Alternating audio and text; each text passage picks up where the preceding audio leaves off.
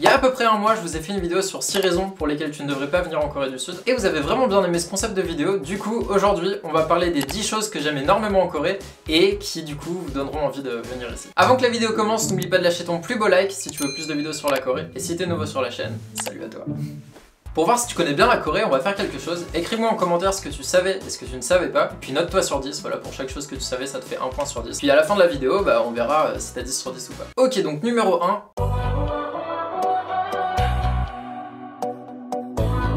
En Corée, vous le savez sûrement parce que j'en ai un petit peu parlé sur ma chaîne, mais ils partagent tous les cultures du pali-pali. Alors pour ceux qui le savent pas, pali ça veut dire rapide et donc pali-pali ça veut dire rapide. En fait tout doit être vraiment très rapide. Et je suis sûr que quand vous allez venir en Corée, vous allez vraiment entendre ce mot souvent et en fait pour cause c'est que c'est très important ici. Et ça c'est notamment le cas avec les livraisons. C'est vraiment impressionnant, mais en Corée si t'as besoin de quelque chose, et ça peut être vraiment n'importe quoi, si tu commandes dans la journée, il y a de très grandes chances que tu reçoives ton produit le soir même, ou si c'est pas le soir même, ça va être dans la nuit. Voilà, en général c'est comme ça, mais enfin c'est à une vitesse impressionnante. Donc imagine, t'as quelque chose à acheter, puis voilà, c'est le week-end, t'as un peu la flemme de sortir de ton lit. Oui, je vous vois derrière votre écran, ceux qui sont comme ça là.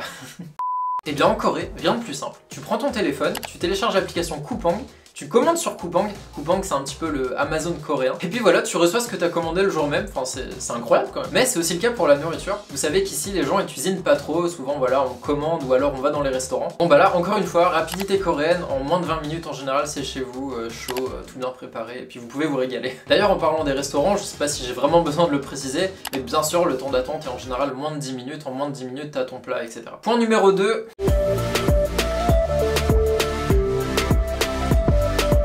Alors ça peut vraiment vous paraître bête, mais ici vous n'avez pas besoin d'avoir une voiture. Alors du moins à Séoul. Mais vraiment c'est super pratique. Déjà que ce soit le train, le métro, le bus, il n'y a jamais de retard. Donc chose impossible en France. Plus sérieusement, ici les transports en commun c'est vraiment pas cher, c'est efficace, enfin bref c'est même un plaisir de prendre les transports en commun, c'est propre et tout. Ah et mention spéciale au siège chauffant dans le métro, c'est un plaisir, surtout avec l'hiver là. Je l'ai déjà dit, mais ici par exemple, tu prends le taxi et pour moins de 20 €, tu peux aller quasiment partout dans Séoul. Tu peux faire tout Séoul pour moins de 20 €. Donc tu vois, c'est un vrai point positif quand tu vas venir voyager ici. Tu sais que tu peux aller un peu partout. Mais c'est aussi vraiment génial parce que du coup, quand tu travailles ici, etc., bah tu sais que voilà, tu seras jamais en retard ou tu n'auras jamais de problème de transport. Enfin voilà, c'est cool. Mais aussi, vu que Séoul c'est une ville très compacte, c'est quasiment sûr que si tu sors et que tu marches 5 minutes, tu trouveras tout ce que tu as besoin. Donc pas besoin de prendre la voiture et d'aller à 10 km dans un magasin ou quoi. Ah oui, et d'ailleurs aussi, si tu veux marcher, voilà, tu peux faire tout Séoul à pied, tout est bien pensé pour les piétons, donc voilà. Point numéro 3.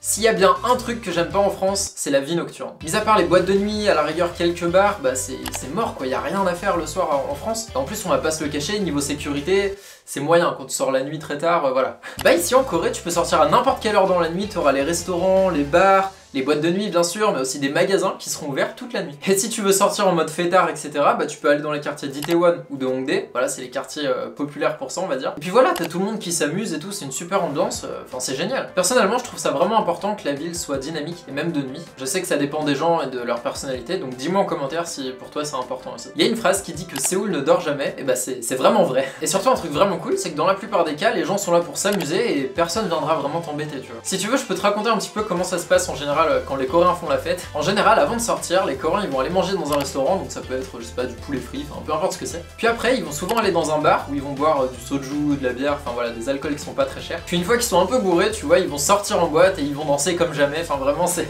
un truc à voir. Les Coréens quand ils font la fête, ils savent vraiment faire la fête, tu vois. Et à la fin de la soirée, une fois qu'ils ont fini de s'amuser, voilà, que les boîtes de nuit ferment, on va dire aux alentours de 6 h du matin, dans la plupart des cas, ils vont dans un restaurant typiquement coréen qui sert une soupe assez épicée. Et en fait, voilà, c'est leur moyen de soigner les effets indésirables de l'alcool. Mais donc voilà, ça c'est un petit peu la soirée type d'un coréen. Donc voilà, soyez pas surpris quand vous allez venir ici, si à 3 h du matin, vous voyez des gens encore dans la rue, voilà, boire, etc. C'est tout à fait normal. Bon après, malheureusement, à l'heure où je vous parle, tout ferme à 21 h. Bon, vous connaissez la raison. Numéro 4.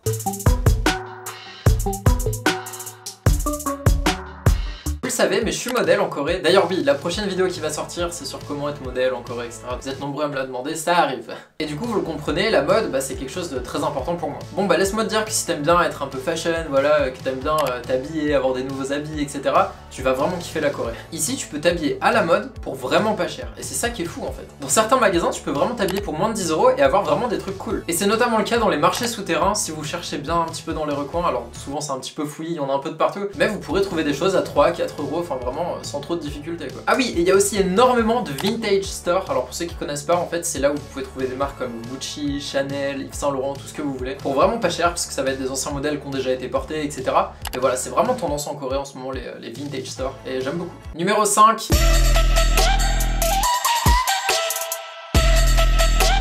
Les cafés, ça fait vraiment partie intégrante de la culture coréenne. Vraiment, tous les Coréens vont dans les cafés. Que ce soit pour passer un bon petit moment, voilà, siroter ton petit matcha latte.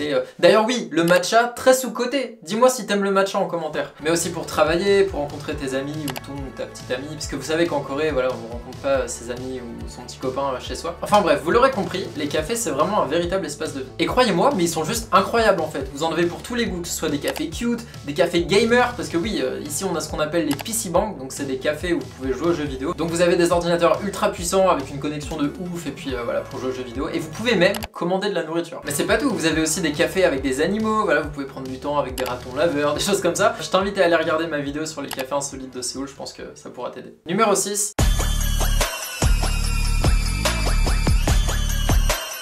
Alors oui, il y a des côtés très négatifs autour du concept de la beauté en Corée, on sait qu'ils apportent énormément d'importance à ça, et que voilà, ça peut pousser à une certaine pression sociale, etc. Mais quand même, je pense que c'est important de le dire, si tout ce qui est lié à la beauté, c'est beaucoup moins cher qu'en France. Que ce soit les produits cosmétiques, le maquillage, les crèmes pour visage, enfin tout ce que vous voulez. Et surtout, ils utilisent vraiment des super produits, c'est vraiment de la qualité, et puis bah voilà, c'est pas pour rien que la K-Beauty, Korean Beauty, elle est renommée dans le monde entier. Mais ça va aussi être le cas pour tout ce qui est traitement dans les cliniques. Par exemple, si vous avez de l'acné, il y a des programmes hyper intensifs pour soigner votre acné. Après tout ce qui va être botox, alors qu'on soit pour ou contre, hein, le filler, etc. Mais aussi le tatouage pour les sourcils, en ce moment c'est vraiment très tendance en Corée, même les hommes le font. Enfin bref, toutes ces choses c'est vraiment pas cher, et puis bah, tout le monde ici quasiment le fait du coup. Puis, je sais pas, je vais pas vous mentir, mais quand même, je trouve ça bien quand je sors dans la rue de voir que les gens font attention à leur apparence, etc. Bon, c'est un sujet un peu délicat, du coup dis-moi ce que t'en penses en commentaire. Numéro 7.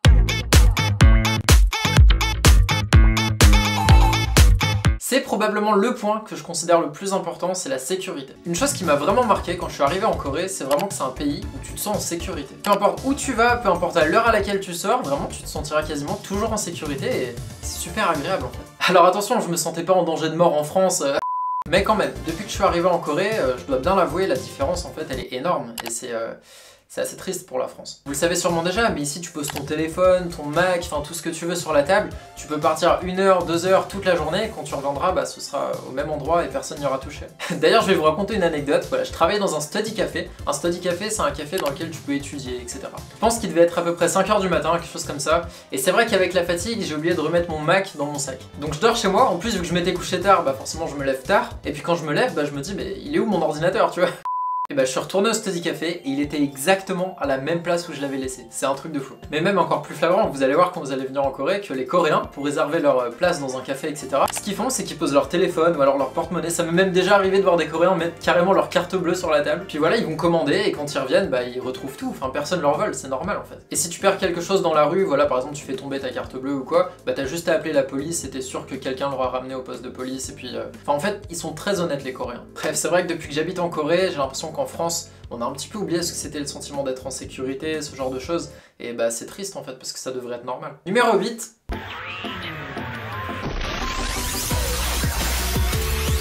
Internet en Corée, c'est vraiment super rapide. Je crois que c'est un des plus rapides au monde et c'est juste incroyable en fait. Et aussi, t'as la Wi-Fi gratuite quasiment partout dans Séoul, donc ça c'est super pratique quand tu prends le métro, etc. Enfin bref, ce point était court, mais bon, fallait que j'en parle. Numéro 9.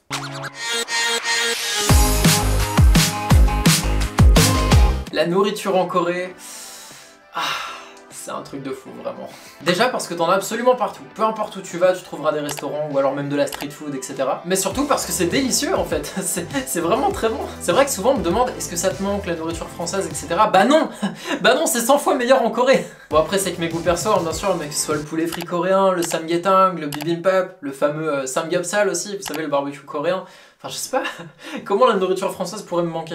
Et quand même, parlons du prix aussi, c'est un point important. Enfin, c'est vraiment pas rare de manger pour moins de 10 €, etc. Et quel plaisir de manger au restaurant aussi souvent, enfin, y a pas de vaisselle à faire. Bref, croyez-moi, la nourriture coréenne, si vous l'essayez, je suis sûr que vous allez aimer. C'est tellement varié, il y a plein de choses, donc je suis sûr que ça va vous plaire. Bon, par contre, les desserts et les pâtisseries, c'est pas trop ça. Hein. Et enfin, dernier point, numéro 10.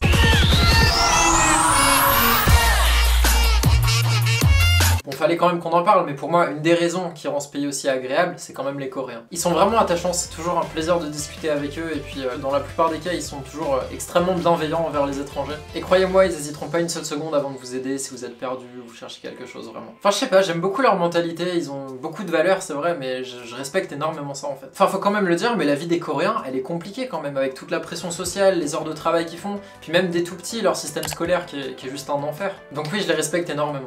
Ah et oui, c'est vrai que sur cette chaîne, j'ai tendance à critiquer, toujours gentiment bien sûr, mais les Ajushi et les Ajuma. Pour ceux qui se posent la question, Ajushi et Ajuma, c'est les termes qui désignent les personnes âgées en Corée. Ajushi c'est pour les hommes et Ajuma c'est pour les femmes. Mais bref, même si je les critique beaucoup, je les aime énormément et c'est vrai que bon, la Corée sans eux, ce serait quand même beaucoup moins marrant. J'espère vraiment que cette vidéo vous aura plu et qu'elle t'aura donné envie de venir en Corée du Sud. Dis-moi aussi ta note sur 10 pour savoir s'il y a des choses que tu savais ou que tu ne savais pas. On se dit à la semaine prochaine, c'était Evans, salut!